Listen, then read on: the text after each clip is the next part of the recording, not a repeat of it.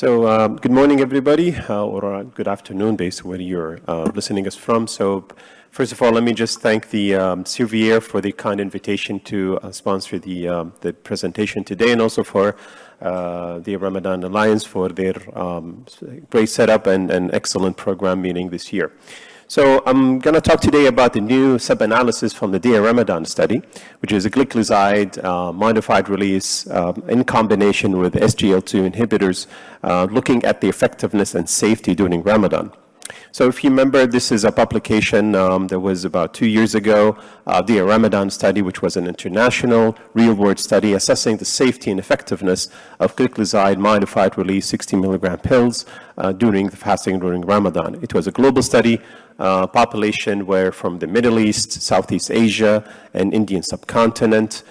3 different regions. They have geographically different sites and have different backgrounds in terms of nutritional habits, fasting durations, and several other differences.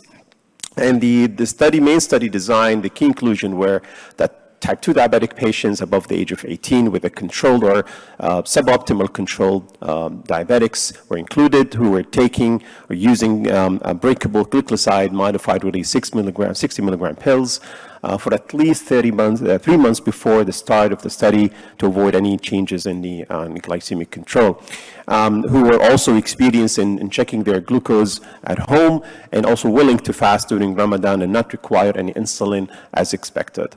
The exclusions for that study were patients on insulin therapy with poorly controlled diabetics who require more intensified therapy with an HbA1c more than or equal to 9%, who had a severe liver renal failure, not indicated or contraindicated to use gliclazide, or pregnancy or breastfeeding, or previous exposure to significant hypoglycemia. There were 2 visits of this trial, the initial visit, which was the inclusion visit, and patients were already using gliclazide before that for at least 3 months on a stable dose. They were monitored through the period of before Ramadan for about 6 to 8 weeks, during Ramadan, and then post-Ramadan period for about 4 to 6 weeks also. That ends to the end of the study, which is the second visit after that. So the type of therapy that these patients were using during the study were a combination of several of the known oral therapies and also the injectable GLP-1s. And looking at the combination of therapies based on regional differences, Middle East, Indian subcontinent, and Southeast Asia, you can see the ones in blue on the left side are the gliclazide monotherapy, relatively using it between almost half in the Middle East to third of patients in the Southeast Asia.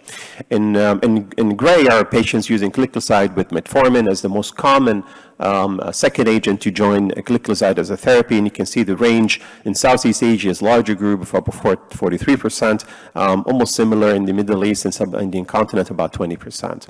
And then you will see the patients using gliclazide with a DPP-4 inhibitor in dark red, also variable combination of variable ratios depending on which area of the world they are. So largest will be in the Indian subcontinent, about 22% of patients, and the lowest in Southeast Asia, about almost 8%.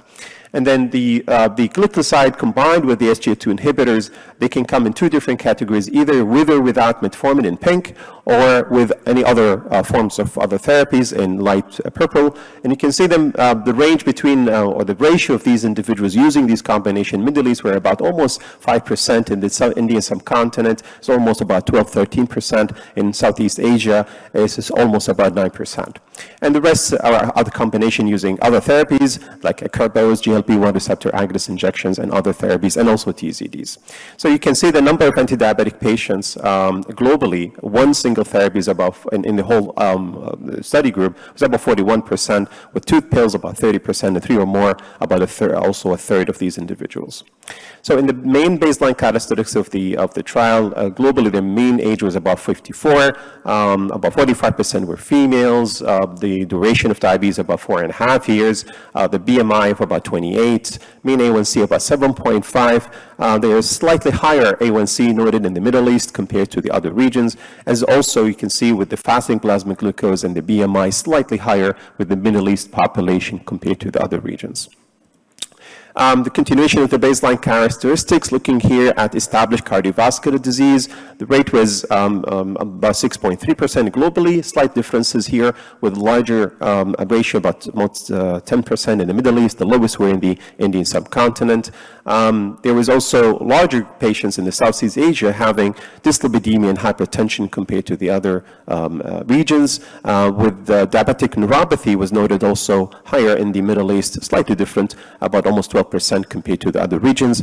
Nephropathy, retinopathy were very low and almost similar across the regions. In the IDF dark risk category, you see the majority of these individuals are in the moderate low group, and you can see the differences here. The larger of these individuals are in the Southeast Asia. That gives an idea that there is a larger, very high and high patients at risk in the Middle East compared to other regions.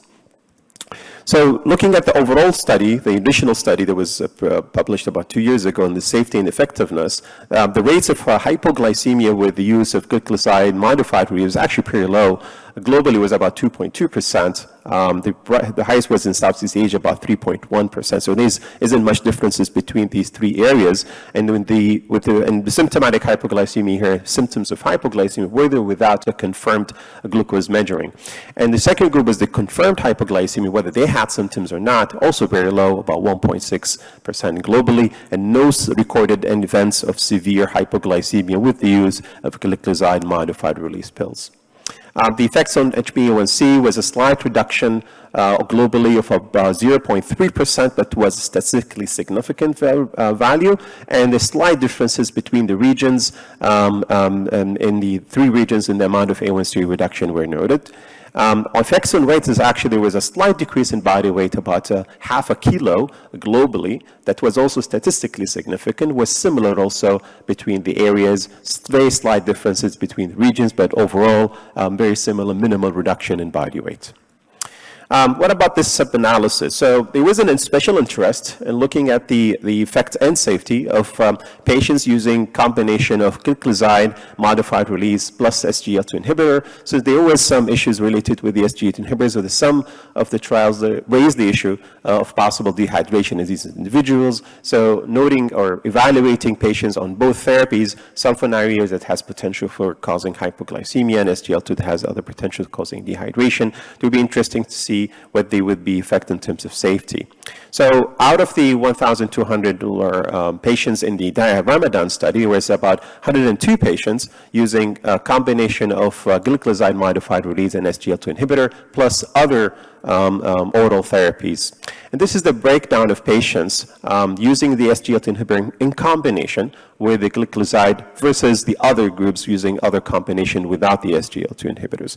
And you can see interestingly here that the highest country and within the RAMADAN was actually Pakistan, using SGLT2 inhibitor in combination with the gliclazide. This is followed by Malaysia and the rest of the other countries trending in the lower ratio with the use of these combinations. And the baseline characteristics of these individuals about very slightly similar. So 59% were males compared to the other combinations. The mean age was about 51 compared to 54 in other combination therapies, and also body weight was slightly higher, 83 kilos compared to 75.9 with the other combination. So they are slightly younger individuals using SGLT2 inhibitors combined with gliclazide with slightly higher body weight compared to the other combinations. In terms of BMI value, so 30.1 in the SGLT2 combination with the metformin, with the gliclazide, compared to 28, so that goes well with what we mentioned about the slightly increase in body weight. And actually, majority of these individuals, there's a big ratio of these individuals, about 22% in the BMI category of more than 35, compared to the other combinations where it was minimal, which was 7.1. This gives an idea that the possibility that the use of these patients were put on SGLT2 inhibitors because of the body weight that was excess compared to the other combinations. Looking for also clinical events or clinical complications or other medical conditions, patients with at least one relevant medical and surgical history was about 80% in patients using SGLT2 inhibitors plus Gliclazide compared to 56%. So there's more patients with relevant medical and surgical histories. But if you look at cardiac disorders, which was one of the main indications for use of SGLT2 inhibitors in these medical conditions, actually was pretty low, even lower compared to the other population using non-SGLT2 inhibitors. But what's noticed here is that patients with the SGLT2 inhibitors and combining with the Gliclazide, they had a higher ratio of dyslipidemia and they had a higher ratio of hypertension, meaning that these patients were younger, overweight more, and with more risk factors for cardiovascular disease, more dyslipidemia and hypertension. So they were not seemingly chosen for this therapy because of having complication of a cardiac disease. In mean A1C, they were slightly higher with the SGLT2 combinations, 7.7% compared to 7.5. And if you can look at the breakdown in the classes of A1C, you will see larger group actually in the higher range of HbA1c, more than 8%. So there's about 36% of individuals with the SGLT2 inhibitors combined with Gliclazide that are actually more than 8% or equal A1C control. In the IDF dark risk categorization, you can see also there's a larger group in the SGLT2 inhibitors combined with the Gliclazide that's actually in the moderate risk individuals, which goes very well with what we mentioned before, that these patients do not have a high risk for developing or do not have the high ratio of having complications of diabetes, especially talking about cardiovascular disease, but actually my younger individuals. And probably the reason for their choice for therapy at that point is the ability to lower A1C and maybe for the things related to body weight. So more moderate low-risk patients in the SGLT2 inhibitor group compared to the other population. And if these patients were advised to not to fast, the vast majority, 94%, were told no, whereas only a few of them were told not to fast, was about 5.9%, which is much different than the other group, which were not put on SGLT2 inhibitor. This is also, in other words, saying that these patients usually kind of are healthier individuals, not having major complications when they were chosen to be on SGLT2 inhibitors. In terms of the combination of other medications, you can see patients, when we're put on SGLT2 inhibitors in this group, with the use of Gliclazide modified release, actually very large population of these individuals are already on other medical therapies. So you can see the number of patients on 3 or more oral hypoglycemic agents were 92% compared to only 23% when they're on other medical treatments, not including SGLT2 inhibitors. This is also another indication that here that the use of SGLT2 inhibitors in that purpose was as an added therapy on patients using already a 2 or even a 3 therapies, and then added the SGLT2 inhibitor for the sake of A1C control rather than complication management. And the breakdown of the use of the SGLT2 inhibitor, majority of them either dapagliflozin, a little bit less with the empagliflozin, very minimal amount of patients were using canagliflozin as a therapy. The mean dose of Gliclazide when they're on combination with the SGLT2 inhibitor was 84 milligrams compared to 73 milligrams. So that tells us that there is a larger dose of Gliclazide or sulfonylurea in combination with the SGLT2 inhibitor compared to the patients not using the SGLT2 inhibitors, where they had a slightly lower dose of a Gliclazide. The adherence to use the combination together with the SGLT2 inhibitor and the Gliclazide modified release in more than 80% of the time was 95% of patients achieving that combination adherence for the use of diabetic management. So what about the main results of this sub-analysis? So we're going to look here at the hypoglycemia events, the HbA1c changes, and also in body weight changes. So in terms of the hypoglycemia, the total number of days during which patient has been fasting during Ramadan, it didn't really change much between the two groups. Patients using SGLT2 inhibitor in combination with Gliclazide plus other therapies, the mean duration was about 27.4 days compared to only 28.9. So there's a slightly less, about a day and a half almost, with the use of SGLT2 inhibitors compared to gliclazide, with the gliclazide therapy. If you look at the mean number of hours per day during which patients has been fasting during Ramadan, is almost exactly the same, 14.6 hours with the SGLT2 combination and 14.8 with the other combination. That tells us there is no major loss in the number of hours fasting, and the number of days that these patients lost because they were on this kind of a therapy, combination therapy, was actually only about a day and a half loss. So this tells us there is a plenty of safety in the duration of the use of these therapies in patients using them during Ramadan. So if we're going to look at the patients who broke their fast for more than 3 consecutive days, they were about almost 10% in patients with the combination developed or had to break the fast for 3 consecutive days compared to about 4.7. So there was 10 cases in the combination group who had done so. And these patients, actually 0 of them was because of the reason of hypoglycemia. 2 of them they were because of other medical reasons, and 8 of them were for non-medical reasons. So nobody from the combination group, SGLT2 and gliclazide, has broken their fasting for 3 more consecutive days because of a reason of a hypoglycemia. So if we want to look at the number of confirmed hypoglycemias, this is in the group of the SGLT2 inhibitors with the gliclazide modified release during the period before Ramadan, during Ramadan, and the post-Ramadan period. The patients with at least 1 confirmed hypoglycemia event was only 4 cases that were reported in the 102 patients groups, and about 3.9%. That was done during Ramadan period, not before and not after. If we look at the category of patient, at least 1 confirmed asymptomatic, there were 0 patients who achieved that. If we want to look at the patients who at least had 1 confirmed symptomatic hypoglycemia, again, it was those same confirmed patients during the Ramadan period who actually achieved that or had developed that. And 1 of those 4 only had a serious hypoglycemia confirmed event compared to the other groups.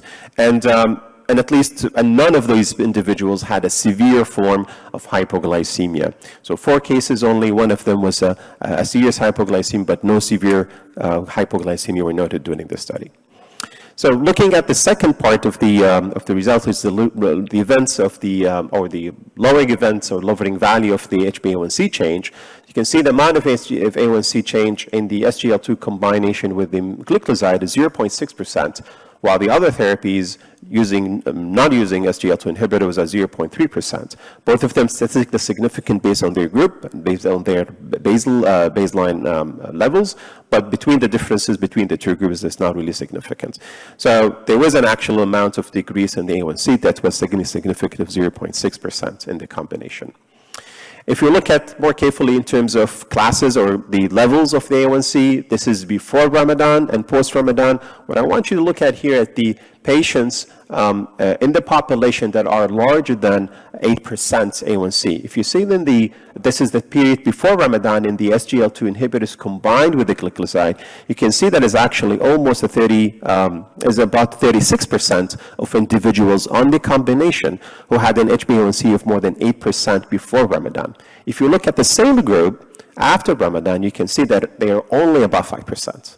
So much lower group of patients and for individuals were in the higher classes after Ramadan has completed. Again, if you look at the time before Ramadan for the patient on the combination, in terms of patients with an HbA1c of less than 7.5%, before Ramadan in the combination, about only 41% of them reaching that goal compared to 42% in the other combinations.